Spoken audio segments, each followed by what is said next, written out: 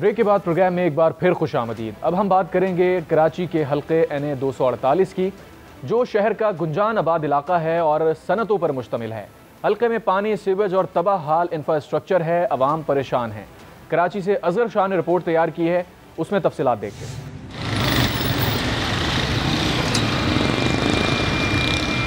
यह है कराची का हल्का NA 248 ज़िला वस्ती 2, जो 7 लाख से ज़ायद नफूस पर मुश्तमिल है। न्यू कराची सेक्टर 11F से शुरू होने वाला यह हल्का Godhra colony, Gabol town, timber market, north Karachi सनती एरिया से सोराब कोट पर मुहित है। इस हल्के में स्कूल हो या खेल का मैदान, सरकारी डिस्पेंसरी हो या सड़कें, सब तबाह हाल हैं। इलाका आपके सामने बड़ा खस्ता हाल है, सेवरेज के हवाले से, मेन रोडों के हवाले से।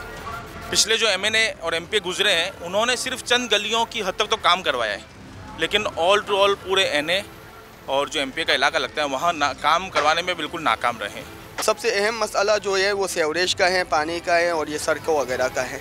अब यहाँ के जो मसाइल हैं, यानी यहाँ इस बिरादरी के अंदर किसी ने कोई तवज्जो दी नहीं है। यहाँ वो काम नहीं हुए जो काम कराने चाहिए, लेकिन यहाँ बस वही काम हुए जो जैसे लोग करते आए हैं माजी के अंदर, वही काम चल रहे हैं। पानी का सिस्टम भी नहीं आ रहा है।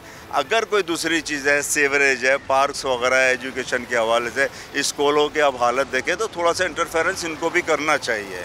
इनकी मौजूद, क्योंकि ये की हैं, ये कराची की और पाकिस्तान के लिए की हैं। मकीनों का कहना है कि PTI से ताल्लुक़ रखने वाले MNA असलम खान तो वक्तन फ़वक्तन हल्के में नज़र आते रहे, लेकिन MPA नज़र नहीं आया। हल्के में पानी, सेवरेज और तबाहाल इंफ्रास्ट्रक्चर है। आज तक हमने उनको नजीब हारून साहब को अपने हल्के में देखा नहीं था, ठीक है ना ही उन्होंने कोई काम कराया, ना उन्होंने कोई अवामी खिदमत करी। बस वो आए, उन्होंने क्या समेटा, क्या खोया, क्या पाया, ये हमें कुछ नहीं पता, और वो अपना टाइम पूरा करके चले गए। वो भी नहीं आए जो पहले थे, MP है, MNA और जो अभी हैं वो भी नहीं आए। तकरीबन इसको 5 साल में ही, अगर वो आए होते तो इस जगह का ये हाल नहीं होता। इस हल्के में कायम सनती जोन पाकिस्तान की मईशत में अहम किरदार अदा करता है। कचरे से अटे नाले बीमारियां और मसाइल पैदा कर रहे हैं। असगर शाह, आज न्यूज़, कराची। असगर शाह की रिपोर्ट आपने देखी और इसी पर मजीद बात करने के लिए हमें ज्वाइन किया है आज न्यूज़ के नुमाइंदे शमील अहमद ने। शमील, NA 248 कराची का एक अहम हल्का समझा जाता है और यहाँ की अगर लोकेलिटी की बात करें तो मुख्तलिफ लोकेलिटीज़ यहाँ पर हैं। यहाँ पर टिम्बर मार्केट है, सनती एरिया है और दीगर इसी नौयत के इलाके हैं। तो कितना अहमियत का हामिल है ये सियासी जमातों के लिए हल्का, और वोटर्स का क्या कहना है यहाँ पे? देखिए, ये हल्का जो इसकी पोजीशन है उसकी वजह से बड़ा अहम है। तो जो सबसे अहम फैक्टर है वो है इसका सनती एरिया होना। यहाँ एक बड़ी तादाद में, बिलाशुबा इसमें कह सकते हैं कि लाखों की तादाद में यहाँ मजदूर तबका आता है। इसका इंफ्रास्ट्रक्चर भी देखने से ताल्लुक रखता है, जो कि नॉर्थ न्यू कराची सनती एरिया से शुरू होता है और सोराब कोट तक चला गया है। तबाहाल इंफ्रास्ट्रक्चर है। चंद जो मरकजी शारा है वो तो फिर भी कुछ बेहतर नजर आती है, लेकिन अंदरूनी जो सूरत हाल है वो बहुत खराब है। यही सूरत हाल हमें जो रिहायशी इलाका है वहाँ पर भी नजर आती है। सड़कें टूटी हुई हैं, पानी की जो फराहमी है इस हल्के पे बेशतर इलाके ऐसे हैं जहाँ पर पानी की फराहमी नहीं है। इसके सीवरेज का निज़ाम भी बिल्कुल दरम बरम है। कहीं आपको सीवरेज का पानी खड़ा हुआ मिलेगा और कहीं हालत ये है कि वहाँ नाले तक के भरे हुए हैं। जी अच्छा शमील, जिस तरह से रिपोर्ट में भी हमने देखा कि लोग ये कह रहे हैं कि MNA तो कभी कभी यहाँ पे आते थे, लेकिन MPA का उन्हें नहीं पता कि MPA कौन थे इस इलाके के। तो ये क्या वजह है कि जो नुमाइंदे मुंतखब हो जाते हैं और फिर अपने हल्कों में नहीं जाते और अवाम मसाइल के अंदर घिरे रहते हैं? देखें, ये एक अमूमी मिजाज है हमारे वहाँ। हमने देखा लोगों को, वो MNA हो या MP हो, मुंतखब होने के बाद अमूमी तौर पे वो अपने इलाकों में नहीं जाते। लेकिन यहाँ के जो MNA से उनके मुतालिक लोगों ने ये भी बात बताई है कि वो आए हैं और उन्होंने कुछ इलाके में काम भी करवाए हैं, जिसके बारे में लोगों की एक अपनी राय है। मसाइल तो ज़ाहिर है बुनियादी वही हैं, पानी, बिजली, गैस का मसला है, सड़कों का मसला है, सीवेज का मसला है, सेहत के जो फैसिलिटीज़ हैं उनका मसला है। तो इंतखाबी मंशूर में लोग क्या पेश कर रहे हैं इस बार? इंतखाबी मंशूर हमेशा की तरह वही सियासी जमातों का है कि बाइख्तियार बना दिया जाएगा और लोगों के मसाइल हल होंगे, शहर के मसाइल हल किए जाएंगे। लेकिन जो भी सूरत इस वक्त है वो माजी से मुख्तलिफ नहीं है और लोग भी कोई खासे उम्मीद नहीं है कि आने वाला भी शायद कोई ऐसी तब्दीली ला सके। तो जो मजबूरी सूरत हाल है वो जो मौजूदा सियासी सिस्टम है उससे एक आम फर्ज जो है वो बड़ा दिलबर्दाश्ता है और वो समझता है कि ये सिस्टम इस काबिल नहीं है कि इससे लोगों को किसी भी किस्म की कोई सहूलत मिल सके, उनके काम हो सके, उनके मसाइल हल हो सके। तो NA 248 की सूरत हाल हमने जानी। शमील, आप हमारे साथ मौजूद रहिए, इसी पर मजीद बात करते हैं सीनियर सहाफ़ी इम्तियाज़ खान फारान से। बहुत शुक्रिया इम्तियाज़ साहब आपके वक्त का। आपसे जानना ये चाहेंगे कि NA 248 में PTI नशिस्त दोबारा हासिल करने में कामयाब हो पाएगी, क्योंकि प्रीवियसली अगर हम देखें तो PTI यहाँ से जीती थी लेकिन हल्के के मसाइल वैसे के वैसे ही हैं।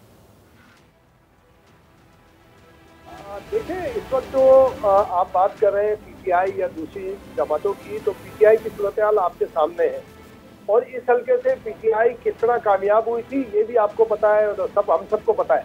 अब सूरत हाल दूसरी आ रही है कि जनाब, एक अगर हम बल्दियाती मैंडेट के हवाले से बात करें तो बल्दियाती मैंडेट इलाके में कराची में अगर हम देखें तो 3 हिस्सों में तकसीम है कि MQ बाहर है उससे, और पीपल्स पार्टी है उसके अंदर, जमात इस्लामी है उसके अंदर, और PTI है। PTI वो जो IPP के अंदर अब ज़्यादातर चले गए, उस हवाले से हम ये बात कर सकते हैं कि क्या जमात होगी या MQ जिस तरह से मामला चला रही है मुस्लिम लीग के साथ मिलकर एग्रीमेंट कर रही है, तो MQ होगी। MQ बहुत होपफुल है कि वो कम अज़ कम इन इलाकों में, खासतौर पर जो डिस्ट्रिक्ट सेंट्रल, माजी के डिस्ट्रिक्ट सेंट्रल या सेंट्रल से मुल्क हल्के हैं, वहाँ से वो कामयाबी हासिल करेगी। आपसे आप जानना चाहेंगे कि इसी सिचुएशन के अंदर अगर हम एनालाइज करें तो किस पार्टी का जो पलड़ा है वो भारी आपको नजर आ रहा है? देखिए, इसमें जो एक्टिविटी हो रही है इस वक्त, जो काम हो रहे हैं, मैं उसमें MQ की सूरत हाल देख रहा हूँ कि MQ वहाँ से ये वाली नशिस्त निकालने में कामयाब हो जाएगी और होती हुई जो सूरत हाल है, जो एक्टिविटी कर रहे हैं वो, और उसके मुताबिक ये समझ आ रहा है। बाकी जाहिर है कि PTI उस तरह इलेक्शन नहीं कर पाएगी। आपसे ये भी जानना चाहेंगे कि इस बात से कतई नज़र के वोट बैंक डिवाइडेड है और कौन सी पार्टी यहाँ पे हुकूमत बनाने में कामयाब होती है, जो भी सियासी जमात आती है, आपको लगता है कि कराची की हालत बदलने में किरदार अदा कर पाएगी? देखिए, मैं एक बात ईमानदारी से बताऊं, आप भी उसको जानते हैं, आप और हम सब फील्ड में रहते हैं, बुराइयां सुन के, यानी हत्ता के गालियां सुन के, मारपीट, हम लोग को हमला भी कर देते हैं। कराची के दुश्मन खुद कराची वाले, इसमें छोड़ दें MNA MPA को पॉलिटिकल पार्टी। बात यह है कि जो चीज बनती है उसको बिगाड़ने में आगे रहते हैं और अपने मामला को खुद ये सॉल्व करने के मूड में ही नहीं है। जो बच्चे गठन के ढक्कन की वजह से, मैं तो सही, बच्चे ज़ाहिर मासूम है, वो जो वाकयात हुए हैं उसमें आप कहते हैं, भले कुछ कहें हुकूमत को या लोकल बॉडीज को या बल्दिया को, कुछ भी कहें, यार आपके घर के दरवाजे पे गठन खुला हुआ है, उसके कोई बंदोबस्त तो कर ले अपने बच्चों को बचाने के लिए। तो क्या ये लोगों को अपना ख्याल नहीं है? लोग अपना बिल्कुल सही, आप सही कह रहे हैं कि सियासी नुमाइंदों के साथ साथ अवाम की अपनी भी जिम्मेदारी है कि वो अपने मसाइल के तदारुक के लिए कुछ ना कुछ अमली इक़दाम करें।